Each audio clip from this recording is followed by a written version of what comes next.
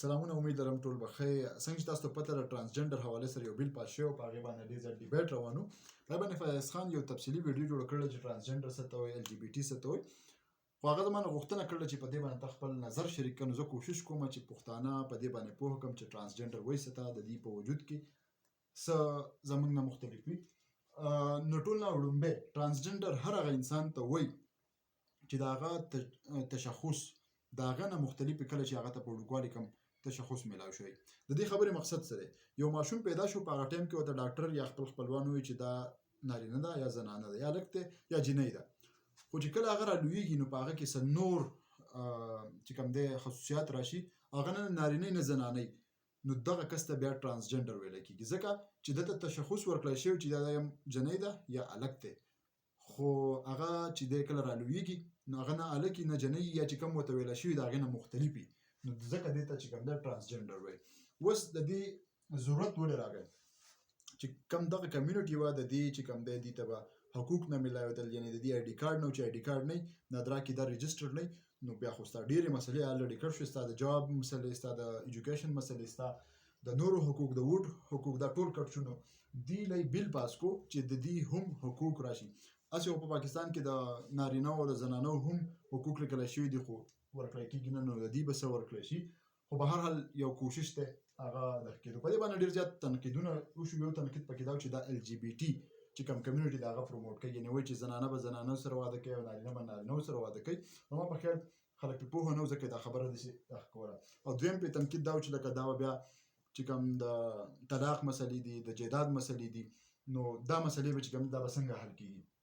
بهرحال څنګه چې په دې ټاپک باندې زه مخکې ځم او تاسو دا بیل بیا ولولئ، نو کېدای شي تاسو په دې شیانو باندې پوه شئ چې مسله په کوم ځای کې تاسو به خپل نظر هم بیا شریکولی شئ. کله چې یو مور پلار دې چې ماشوم پیدا کوي، نو دا زنانه ده دا نارینه ده، دې چې کله د تخم اوبه یو ځای کېږي نو زنانه همیشه چې کوم دی کوم کروموسوم ورکوي هغې ته ایکس وایي، کوم چې نارینه ورکوي هغه به یا ایکس یا به وایي. د دې کمبینیشن به راشي چې ایکس ایکس به یا راشي یا به ایکس وای راشي. که چېرته ایکس ایکس راشي دا به زنانه ماشوم پیدا کېږي، او که ایکس وای راشي نو دا به نارینه ماشوم پیدا کېږي. دا چې کوم نارمل فیزیولوژي ده دا هغه ده. یعنې زنانه چې کوم دی د ایکس کروموسوم ورکوي او نارینه چې کوم دی د ایکس هم ورکولی شي، د وای هم ورکولی شي. نو که کمبینیشن راشي ایکس ایکس دا به زنانه، که کمبینیشن راشي ایکس وای دا به نارینه. نو دې خبرې نه دا خبره هم ثابتېږي چې نارینه ماشوم به پیدا کېږي، زنانه دا په سړي باندې منحصره ده، په زنانه باندې نه منحصر. نو اکثر چې خلک د دې خبرې دپاره دویم واده کوي چې زه به بله ښځه وکړم نو بیا به نارینه دغه کېږي. نو ساینټیفیکلي دا خبره الټه ده، دا په سړي باندې منحصره ده، په ښځې باندې نه ده منحصره. ښه، اوس یو کس چې کوم دی پوره موږ کوم کس ته سړی ویلی شو یا پوره موږ کوم کس ته ښځه ویلی شو، د هغې د نر دا نښه ده چې دا یو غشی دی، دا یو هغه دی، دا ځکه داسې ورته ورکړی شوې دا نښه چې کله به مخکې خلکو جنګونه کول نو باچا سره به چې کوم توره وه ډال به و، نو دا غشی دی، دا هغه ډال دی، دې ته نر ویلی کېږي. کوم چې ماده وي د هغه سره داسې نښه ورکړل کېږي لکه عین په شانتې چې عین به یې ځان ته نیولی، ځان به یې پکې سینګارو، نو هغې ته یې ماده یعنې د زنانه نښه یې دا ورکړله. کوم اووه کرکټرسټکس چې ما لیکلي دي، خصوصیات ما لیکلي دا په یو کس کې د زنانه نو هغه زنانه وي. دغه اووه کرکټرسټکس که په یو کس کې د نارینه یا به نارینه ټول نه اول چې کوم دی جینیټک، یعنې بنیادي طور باندې د ده جینز چې کوم دی د ده کروموسوم چې کوم دی دا د زنانې که نارینه دي، په هغه لیول باندې یو کس یا نارینه یا زنانه کېدی شي. بیا د ده کې دننه چې کوم کیمیکل هارمون پیدا کېږي هغه څنګه دي، دا د نارینه دي او که د زنانه دي، دا مختلف کېدی شي.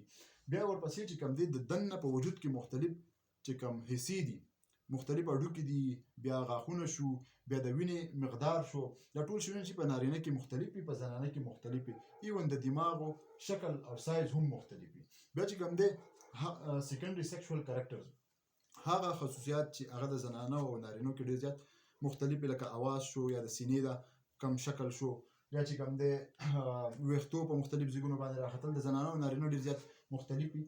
دغه شان چې کوم دی پرایمري سیکشوال کرکټرز یا ارګنز چې کوم دي، یعنې هغه کرکټرسټکس چې په هغه کې د زنانه دي که د نارینه دي. په زنانه کې دننه بچیدانه وي، د هغې بهر ته یو جدا شکل کې لاروي، په نارینه کې دننه چې کوم وي هګۍ په هغې کې کم تخم پیدا کېږي سپم چې ورته ویلی کېږي د هغې بهر ته چې کوم هغه وي لاره وي هغه په بالکل مختلف شکل کې وي نو پرایمري سیکشوال چې کوم کرکټرز دي په هغې کې کسان چې کوم دي د یو بل نه مختلف وي. بل چې کوم دی شپږم هغه بخښنه هغه چې کوم دی ذهني طور باندې او په دې باندې ډېره غټه مسله ده. دماغ خو د یو بل نه مختلف وي خو یو کس ځان زنانه محسوسوي که نارینه په دې لیول باندې هم انسان چې کوم دی په مختلف کټګرۍ کې کېدای شي. اووم چې کوم دی د ځان بهر معاشرې ته زنانه شو کوي او که نارینه شو کوي نو که په یو کس کې دا ټول د زنانو کرکټرز وي نو هغه موږ په دې کټګرۍ کې اچو او دې ته وایو دا نر دی. که دا ټول کرکټرسټکس پکې د نر وي یعنې د سړي وي نو دا موږ په نر کټګرۍ کې اچو دا سړی دی.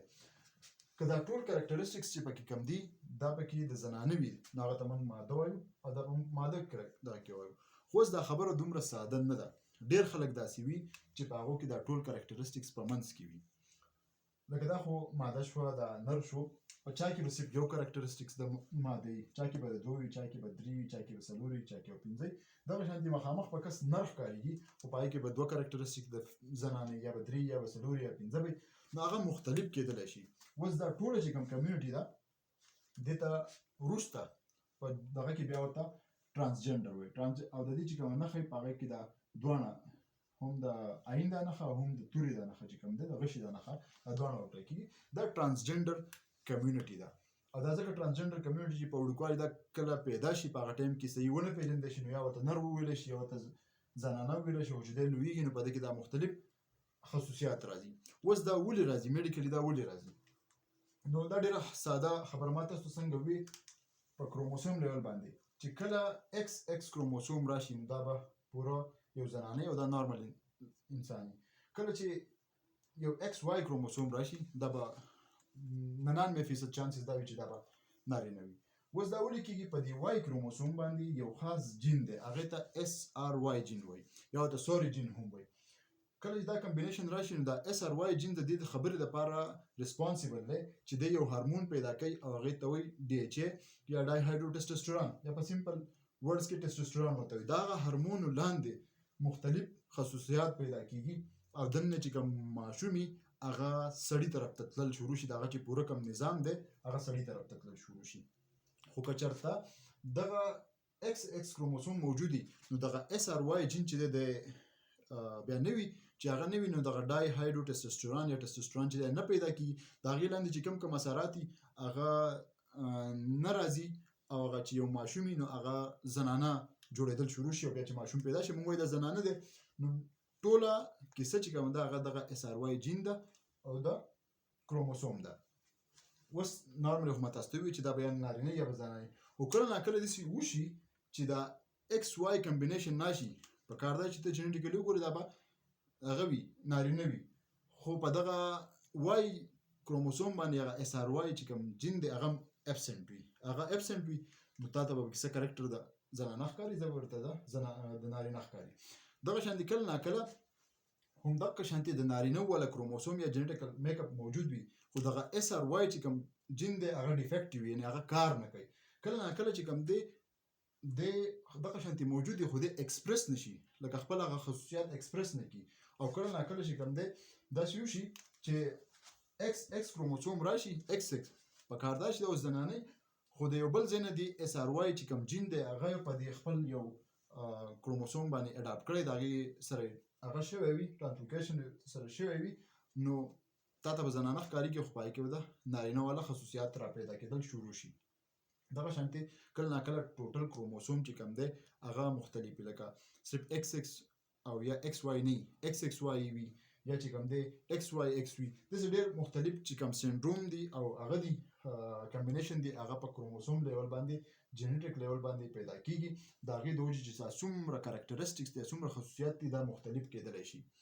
اوس دا دومره په دې کې څه انوایرمنټل فیکټر هم دی او هغه زیاتتر په ایکسپریشن کې او د مایند په لیول باندې منحصره ده په دې نور شیزونو باندې هغه دومره منحصره نه ده. اوس دا کمبینیشن دومره ډېر زیات دی چې هر انسان چې دی په ذهني طور باندې یا نارینه یا زنانه کېدی شي دی په چې کوم دی د څومره وي هارمون لیول باندې یا د وجود په نورو حصو باندې په دې مختلف زیږونو باندې کېدلی شي. او د هغې وجه دا ده چې ځینې خلک به داسې چې تاسو به کتلي هغه چې رالوشي وایي چې نارینه دی. په دې کې تاسو په هندوستان کې یو کسو نارینه و هغه ماشومان پیدا کړي. نو لکه دا ولې؟ ځکه چې هغه کې کمبینیشن داسې دننه پکې د زنانه او سیستم هم جوړ شوی. کله ناکله پکې داسې وي چې دننه به پکې د نارینه والا سیستم موجودی پوره مخامخ به تا د زنانه ښکارېږي، بیا وایي تا اپریشن یې وکړو او دا چې کوم دی نارینه شو او بیا دې کسانو انټرویو اخلي او یو څه بل څه هغه لاندې پکې پوره دا نظام موجود دی. دا هغه نظام تحت دا هر څه کېږي. نو دا کمبینیشن دومره زیات دی چې په هر لیول باندې یو انسان چې کوم دی د یا نارینه یا زنانه کېدلی شي. او ځکه دومره ډېر غټه کمیونټي چې کوم ده هغه ټرانسجنډر ده او هغه د حقوق نه بیا دستبرداره ده. اوس په دې کې لانجه کوم ځای کې راغله؟ لانجه کې دا راغله دوی چې ال جی بي ټي کیو آی چې یو کمیونټي ده دا خو دا پروموټ کوي. یعنې دې خبرې مطلب دا دی چې یو کس نارینه دی دی به ووایي چې یاره زه خو زنانه یم او دی بیا د بل هغه سره واده کولی شي. نو ما په خیال په دې کې لږه غلطي شوې ده. دا خبره داسې نه ده. ال جی بي ټي دغه چې کوم کمیونټي ده دا خو جنسي رجحان دی. دا د یو نارینه هم کېدی شي، دا د زنانه هم کېدی شي، دا د ټرانسجنډر هم کېدی شي. او دا رجحان دی ته وایي چې کله په نیچرل طریقه چې کوم په کلچر کې یا په مذاهب کې ایکسپلین کړی شوي ده د هغې نه ستا جنسي رجحان مختلف وي. نو دغه د هغو خلکو یو کمیونټي جوړه شوې ده او هغه خپل حقوق غواړي چې موږ ته دا جنسي ازادي میلاو شي. او دا چې کوم دی هغې کې دا ویل شوي چې لیزبین څه ته وایي، ګی څه ته وایي، کوم بایسیکشوال څه ته وایي. هغه فیاض خان ډېر په تفصیل کې ویلي، تاسو وګورئ. نو دا ټول چې کوم دی دغه بالکل مختلف یو کمیونټي ده. دا خو په یو بل قسم بیماري په سایکولوژیکل بیماري هغې کې د انسان ایون چې کوم دی جنسي رجحان ځناورو ته کېږي، جنسي رجحان پردو کپړو ته کېږي. دا مختلف قسم جنسي رجحانونه دي. نو دغه چې کومه کمیونټي ده دی دا غواړي چې موږ چې کوم جنسي رجحان دی دې ته په لیګل طریقه یا په دې ته حق ویل شي. ما ته نه لګي چې دا او ټرانسجنډر د یو بل سره څه چې کوم دی هغه دي. لکه په دې کې زنانه هم دي، په دې کې نارینه هم دي، په دې کې ټرانسجنډر هم دي. او د دې بیا جنسي رجحان څنګه دی؟ ځکه که یو کس نارینه وي او دی په څه ټایم پس دته پته ولګي چې زه نارینه نه یم، ما کې د زنانه هم خصوصیات دي، دی به لاړ شي په ټرانسجنډر کمیونټي کې به ولګي. نو ټرانسجنډر کمیونټي کې دی کله ولوېده نو په پاکستان کې دته چې کوم آی ډي کارډ ورکوي هغه به نه اف وي، یعنې د زنانه به نه وي، نه به ام وي د نارینه به نه وي، هغه به ایکس وي، یعنې تھرډ جنډر آی ډي کارډ ورکوي. نو تھرډ جنډر چې کوم دی، دریم جنډر چې کوم دی هغه خو نه د اف سره واده کولی شي، نه د ام سره واده کولی شي، نه په خپلو کې واده کولی شي، د پاکستان قانون مطابق. نو ماته نه لګي چې دا دغه کمیونټي په دې کې پروموټ کول دي. ها هغې چې کوم هغه دی یو دا وایي چې کم خلک ځان د جیداد دپاره دا بانه کولی شي چې زه نارینه به ابو چې زه زنانه یم، یا به زنانه ابو چې د جیداد دپاره وایي چې زه نارینه یم. خو هغه چې کوم دی که هغه یو زنانه ده هغه ځان نارینه محسوسوي هم، خو هغه به چې کوم دی آی ډي کارډ یا چې کوم وراثت والا کیسې دي هغه به ورته دغه میلاویږي، د ټرانسجنډر میلاویږي، د نارینه ورته نشي میلاویدی. کیدای شي چې په دې کې نورې هم څه هغې. دویمه خبره بیا چې د هغې کې کوم تبدیلي راوسته په بل کې، نو چا چې په چا کې 2 سوري او 3 سوري او ډېر عجیبه عجیبه ډیفینیشنز د ټرانسجنډر کول، نو هغه نه ساینسي طور باندې ټیک دي. د دې حل دا دی چې په دې کې دا ټرانسجنډر کمیونټي کوم ده د دې مشران کېنئ، ډاکټران کېنئ، عالمان کېنئ او یو پوره بورډ جوړ کړي او لکه هغې دپاره حقوق لیکلی کېږي او د هغو نماینده پکې نه وي ناست. دا ډېر د شرم خبره ده. نو ماته لګي چې دې کینی او په دې باندې پراپر ډسکشن وشي نو ښه خبره به دی چې په ښه طریقه باندې دا حل شي. په یو بل باندې چې کوم دی الزامات او دا هسې نه وي لګول پکار، یو حکومت په بل باندې راړی، بل چې کوم دی هغه په یوې بلې پارټۍ باندې راړی، او دغه کمیونټي چې ده هغه مختلف پارټیانو ته وایي دا زموږ دښمنان دي، هغه پارټي چې کومه ده دغه کمیونټي صحیح نه پېژني. نو ما په خیال د هغې نه دا ایشو جوړه شوې ده. پکار دا ده چې په دې باندې ساینسي طور باندې نور هم بحث وشي. که دې ټاپک متعلق تاسو څه کوېسچن لرئ تاسو وکړئ، زه به کوشش کوم چې په هغې باندې وړې وړې ویډیوګانې تاسو ته وکړم. یو جهان مننه، که غلطي شوي معافي کوئ.